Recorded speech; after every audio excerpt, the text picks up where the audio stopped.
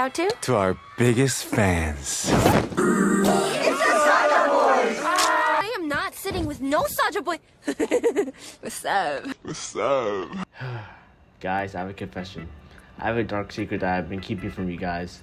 I'm sure it'll shock you, but I'm a K-pop fan. I know, and I'm not talking casually either. I've fallen in the rabbit hole and I still haven't crawled out yet.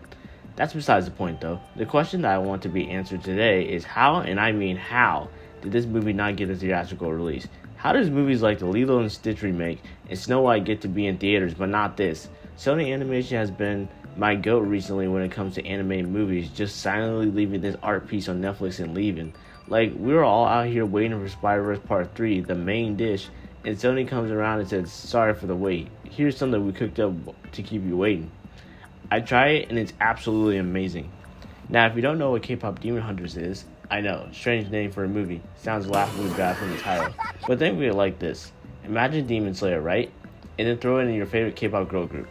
Before I continue though, I am going to spoil the film, just a heads up. Go watch it if you haven't watched it yet.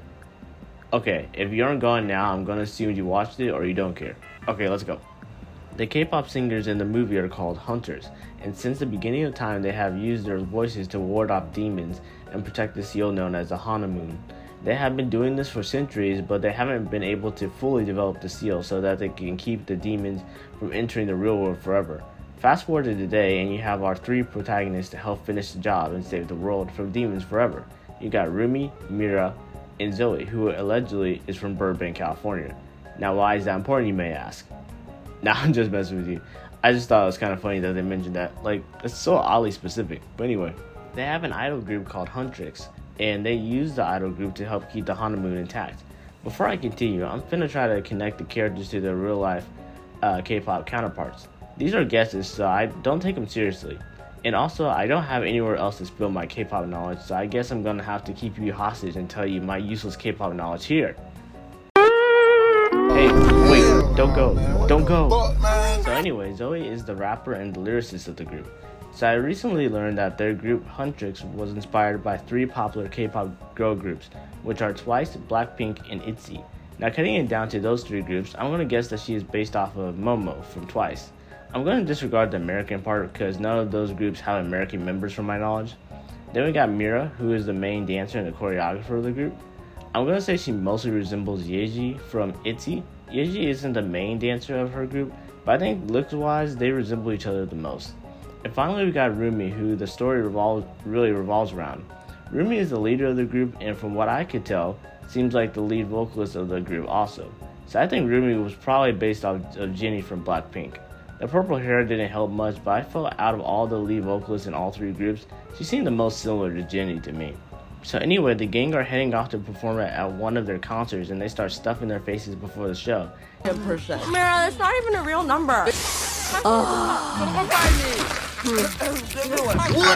hell? Now this, folks, is why we know that it is fiction, because they are actually allowed to eat more than 300 calories a day.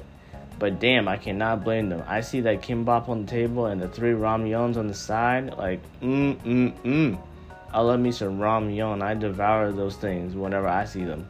While they were enjoying their meal, they realized something was off though. It turns out the flight attendants and the pilots were actually demons, right in plain sight. They get to fighting, but get this, they start singing. Now my usual reaction when I hear singing in a movie I wasn't expecting to hear singing in is usually a look of disgust, disdain even. I don't know why, but sometimes when you're watching a movie and they randomly burst into song for me, unless it's a musical, it's the song is usually forgettable or just straight. But this time it was different. The song was actually pretty fire, I'm not gonna lie. Okay, I see you. Then they do their Tom Cruise ass entrance into the stadium and finish the song, which was pretty great. One song going straight into my playlist. So having the barrier still intact, the demons can't do much at this point in the film. Going to the demon side of things, they are trying to find out a way to destroy the barrier that's keeping them down there away from the humans. The big ball of fire is named Guima, by the way. Also, random fun fact, he is also played by the guy who is the front man of Squid Game. He does a great job as Guima in this film, but more on that later. So one of the demons by the name of Ginu proposes the idea of building a fan base of their own to compete against Huntress by creating their own demon boy group. Now this is when I knew it was going to be interesting. From the initial preview, I didn't know that they were the villains, so when this was revealed, I was like, ooh, this is gonna be good. So after their performance, the girls decide they are gonna take a much needed break and they decide to rest. Well, they rest for like 5 seconds because Rumi decides to announce their newest single immediately after getting back from their performance. Like, damn girl, aren't you tired? And also, I feel like that this should have been a group decision. Why are you out here dragging Zoe and Mira back into the grind when they were just literally about to sit down? But anyway, they released their new single, and to no one's surprise, it was a mega hit with their fans. Quick note, I just love how this movie represents the K-pop fandom. It does a good job of capturing what it's like in the wide array of people that are fans of K-pop. But anyway, the girls try to perform their new track live for their fans, and she lost her voice. She got done like Ariel, except she can at least talk. This is when the big reveal drops that she is in fact part demon herself. Had my jaw on the floor. I wasn't expecting her to be part demon. That's insane. Also, a bit of context I left out is that her mom was also a K-pop idol, but she died a while ago, and her aunt, I'm not quite sure, but this lady took her in and took care of her. Now, Ruby's existence means that her mom canonically banged a demon, which I don't know how that works. Hello, base department? They gave us the rules of this world, but they didn't explain them, so I'm just gonna gloss over that. Anyway, Mira and Zoe don't know this, so all they could think is wrong with her is her voice. But man, are they in for a shock. So trying to fix her voice, they go and get some medicine to help her heal her throat. On the way back, however, they run into them. They run into the demon boy group, going by the name the Saja Boys. And when I tell you they were thirsting over them, they were thirsting hard. Having them turn red and having popcorn out of their eyes for some reason. If love in Deep Space has taught me anything, is that women can goon just as hard as men sometimes. And then Rumi gets her K-pop moment with Ginu. Got the slow-mo, the awkward fall with her stuff falling on the floor and all. Add in the sappy love song to all this and you got a scene from Business Proposal. She waits for him to help her up, only for him to be like, Disgusting한 냄새가 나요. Disgusting shit. Now before I continue, you know what time it is. It's time for me to guess that K-pop idol. Now these other demons don't have names, but they are obviously caricatures of real K-pop idols. So I want to start with the main guy, Ginu. Now when I was watching this, I was like right off the bat, he looks like Jungkook from BTS.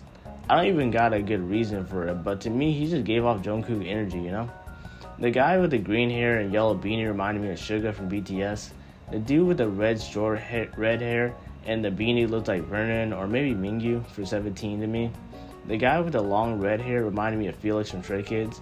It reminded me of when Felix was rocking those long hairstyles. And then we got this guy and What is that? I mean, his hair covers almost his entire face, so I really got no frame of reference here. So we're gonna just skip him and move on. Then the Demon Boy group performed their song and they got the crowd jumping, and it was such a high performance. So hype it went viral and it got them bouncing to it too. It's okay, sometimes the beat just moves you. It don't even matter what your head is saying. I mean, the song Blurred Line is just like the beat is fire, but then you hear the lyrics. So the girls, knowing that the new boy groups, the Saja Boys, are actually demons, are understandably furious by this and want to stop them from whatever they are planning. So they get suited up and get ready to kill them. Now I agree with the plan, ladies, but is it really the greatest move to kill them live on TV? I mean, they were on a variety show in front of 100 people in the studio. I don't think this is the right move. Gino exposes them, however, ultimately embarrassing them in front of the crowd. Wait, what the? So once the curtain closes, they chase the demon boys to the bathhouses and get to box them. Ginu and Rumi are fighting, and Ginu accidentally discovers the fact that she is indeed part demon. Ginu helps cover this up for her, however, which was peculiar, but at the same time interesting. It starts an interesting dynamic between the two, because they both start to have an instant connection knowing the fact that they are both demons. They start meeting up regularly. Well, I mean, the first interaction was a bit rough though. I wasn't expecting a hug, but jeez, I want to talk about those pants. Teddy bears and choo-choo train. Oh my god, bro. Oh, hell no, man. What the fuck? They start chatting with each other more and more, and Gino shares why he became a demon in the first place. He lived like many years ago before Rimu, and he was from a very poor family. He made a deal with Guima to make him and his family rich so they could live a life of luxury. There was a punishment, however, that made it so that he would have to live with Guima and the other demons for the rest of his life. Guima also tortures him constantly by showing flashbacks of his past and how he failed his family. I really like this bit of storytelling because it humanizes Ginu a lot, and it makes me feel more sympathetic of his situation compared to if all we knew about him was that he was a demon, he was the villain. Knowing this about Ginu starts to cloud Rimu's judgment, and she doesn't like the diss track that the girls decide to make to win the K-pop music awards that are coming up to beat the Demon Boy group. Because of this, they decide to trash the diss track and sing their previous hit. Thankfully, the diss track didn't sound bad, but man, did the idea sound corny for the K-pop music awards. Like, I don't think those fans want to sit there and listen to you have beef with the K-pop demon group, and for them seems like for no good reason. I think they forget that the fans don't see the demon side of the boy group, so it would be kind of strange if Huntress randomly decided to come on stage and start dissing them out of nowhere. It's like if Twice just dropped a diss track about Tomorrow Together or something. Like, what? So they decided to perform their single at the K-pop Music Awards, and now it's all going to plan until Mira and Zoe think their manager is in trouble, but they end up getting baited by the demons. This allows the demons to go on stage and reveal to her friends that she is a demon. This naturally destroys the entire performance, her friends' trust in her, and the Han Moon barrier that was protecting them all from demons from taking over. Now, a lot of this could have been avoided if her mentor didn't tell her years ago to not tell the truth to Mira and Zoe about her being half demon. This film does try to push the message of being your true authentic self and trying not to hide it from anyone, which I think is great. The K-pop industry is not an industry known for being authentic, especially when it comes to the idols. So to have a K-pop idol character decide that she wants to show off her true self, flaws and all, I think is a great message for anyone that is trying to watch this film. So everyone gets turned into zombies for the Saja boys, and they perform their song, which is also yet again another banger, another one going into the playlist. I might as well just add the whole soundtrack at this damn point. Like, come on, they cannot get away with this. Rumi goes on to stop Guima, and Mira and Zoe join in her in the fight. Ginu ends up dying trying to save her, which sucks. I really liked his character, and I was rooting for him to be able to stay at the end and have his demon side removed so he could live a normal life, but sadly, it wasn't meant to be. They defeat Guima at the end, restore the Han Moon barrier, and they continue to be the best K-pop girl group, Huntress. So yeah, that's the end of the film, and I have to say, I'm amazed at the quality of this film. From the soundtrack, story, and animation, it was all top notch, and I can't believe that I was allowed to watch this for free. I'm actually amazed this movie didn't get a theatrical release, because I feel like it is definitely deserving of one. It's never too late, Sony. Anyway, that's the end of my rant. Sorry about that. I wasn't planning to make a video on this movie, but it blew away my expectations, so I had to talk about it somewhere. If you watched this, thanks for so much for watching, and I'll be back soon. Goodbye.